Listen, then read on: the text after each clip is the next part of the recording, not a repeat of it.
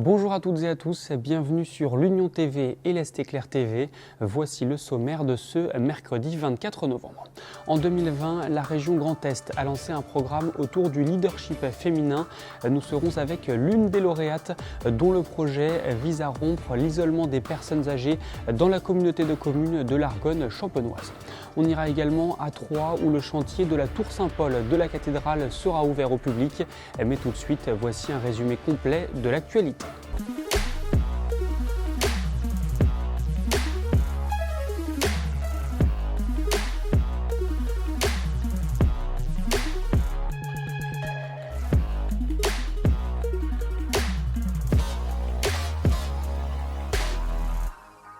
Le département de l'Aube a relancé ce mardi ses points de vaccination itinérants en milieu rural pour les personnes âgées en perte d'autonomie. Quelques dates à vous donner: Brienne-le-Château le 9 décembre, Arcis-sur-Aube le 14 décembre et Nogent-sur-Seine le 21 décembre. Cette campagne va permettre à près de 450 personnes de recevoir leur troisième dose au plus près de chez elles. Dans les Ardennes, le maire d'Assy-Romance, d'autres élus actuels ou anciens ainsi que du personnel municipal ont été entendus ce mercredi par la brigade financière du SRPJ de Reims dans le cadre de l'affaire dite des enveloppes. Pour rappel, pendant 30 ans, deux agriculteurs qui exploitaient des terres de la commune ont remis au maire de l'époque, Joseph Afribault, des enveloppes d'argent en liquide. Ce dernier est aujourd'hui le maire de Rethel. La cour d'appel de Reims a rendu ce mercredi son jugement dans l'affaire des deux cordistes décédés dans un silo le 13 mars 2012 à Bazancourt. Les sociétés marnaises Cristal Union et Carrare Service ont été déclarées coupables d'homicide et de blessures involontaires commis par violation manifestement délibérée d'une obligation de sécurité ou de prudence imposée par la loi ou le règlement. Elles ont été condamnées à une peine d'amende de 100 000 €. Le chef d'établissement de Cristal Union, Michel Mangion, écope de 6 mois de prison avec sursis. Celui de la société Carrare Service, David Duval, est relaxé. À Laon, une importante panne de courant est survenue mardi dans le quartier Montreuil et sur le plateau. Près de 6 500 foyers ont été privés d'électricité entre 13h40 et 21h. Cet incident, à la durée exceptionnelle, a eu des répercussions sur les commerces. Les pertes d'un Carrefour Market sont notamment estimées à 35 000 €. Des hooligans rémois et strasbourgeois s'étaient donné rendez-vous dans un village alsacien pour en découdre dimanche en marge de la rencontre entre le Racing Club de Strasbourg et le Stade de Reims. L'affrontement a duré moins de 10 minutes et aurait impliqué une vingtaine d'individus, déjà tous repartis à l'arrivée de la gendarmerie. Une enquête a été ouverte. 590 000 visiteurs ont arpenté les allées de Nigloland à Dolencourt cette année. Le parc a pourtant ouvert le 12 juin, soit bien plus tard qu'habituellement en raison de la crise sanitaire. Parmi les nouveautés, le Campus Expédition, dont l'investissement estimé à 12 millions d'euros est le plus élevé jamais réalisé. Et enfin, Alexandra Arena n'est plus la coach du Sainte-Savine Basket. Dans un communiqué, le club évoque une décision partagée pour donner, je cite, un souffle nouveau à l'équipe engagée dans une difficile course au maintien. Régis Racine, passé récemment par l'ABC Limoges, la remplace. Après 7 matchs, le SSB occupe la dernière place de sa poule de NF1 avec au compteur seulement une seule victoire.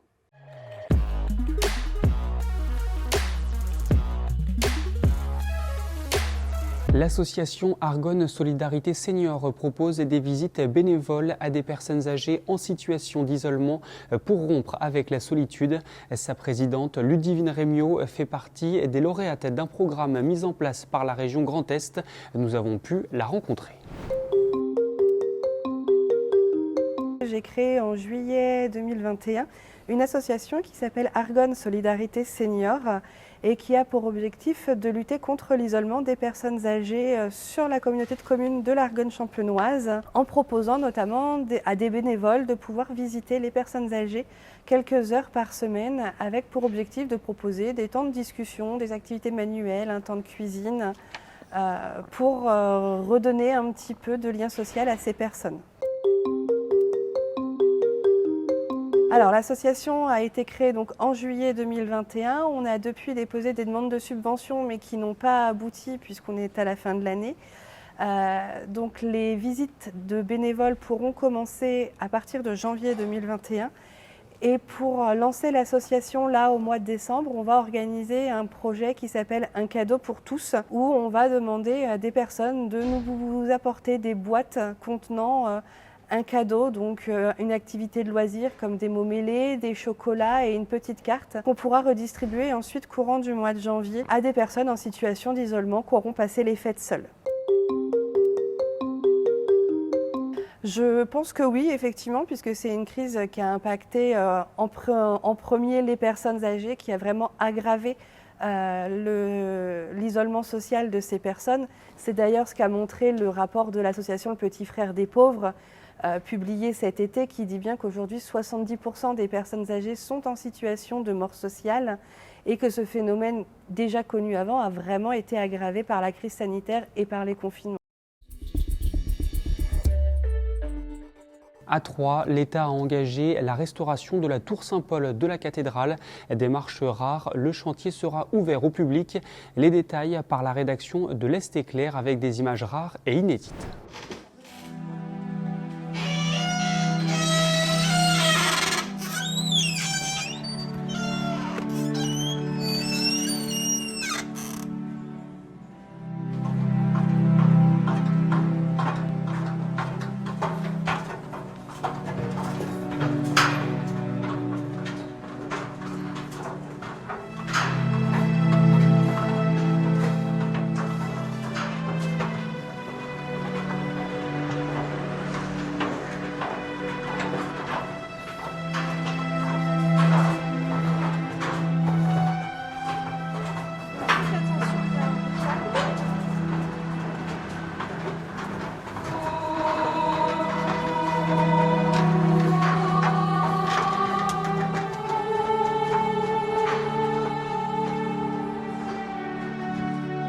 Oui, donc alors, combien de dépôts?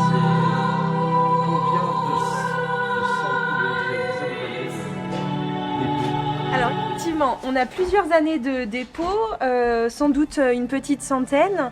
On a plusieurs dépôts qu'on retrouve, on a des mousses, des lichens et on a également une croûte noire qui est venue se déposer sur la pierre et ça c'est le résultat de la pollution atmosphérique. Cette croûte noire est beaucoup plus compliquée à retirer que les simples mousses et lichens qu'on trouve sur la façade, puisqu'il faut venir avec souvent du micro-sablage et de la micro-abrasion pour venir retirer cette couche qui fait plus de quelques millimètres d'épais.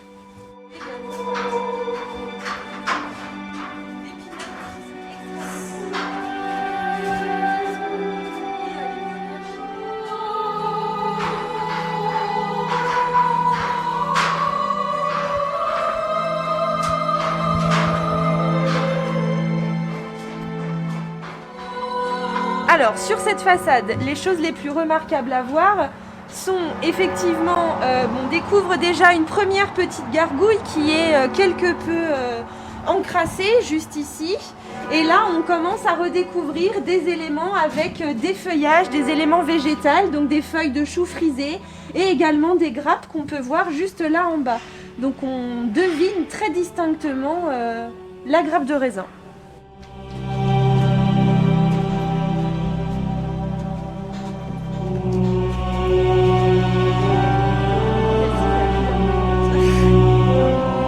Alors sur cette chimère, on a effectivement donc, un détail assez particulier puisque on distingue ses petites crocs, on distingue ses yeux, son bec et on imagine qu'elle tient quelque chose dans sa gueule, on ne saurait pas dire quoi. On voit également sa queue qui se dessine ici et ses petites serres qui sont agrippées contre la pierre. Également, on en retrouve une seconde. Donc celle-ci, on a un autre détail sur cette chimère-là, puisqu'on voit les ailes qui sont dessinées et sculptées, et également les écailles qui constituent la peau de l'animal. Donc celle-ci a dû souffrir, puisqu'effectivement, elle a perdu sa tête. On ne sait absolument pas quelle était l'expression de son visage, ni l'emplacement. On sent une torsion du cou dans ce sens. Mais n'ayant pas d'indication et de source historique avérée, elle ne sera pas reconstituée, puisque ça nous permet quand même, on a suffisamment d'éléments pour savoir que c'était une chimère. Donc on comprend l'animal sans qu'il ait forcément sa tête. Donc on va le laisser en place.